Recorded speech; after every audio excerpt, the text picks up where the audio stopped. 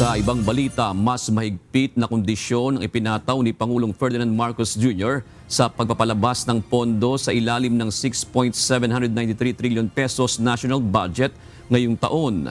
Partikular dito ang mga bagong programa at budgetary adjustments na ginawa sa congressional deliberations. Ayon sa Department of Budget and Management o DBM, walang pondo ang otomatiko o basta-basta ilalabas kung hindi alinsunod sa batas.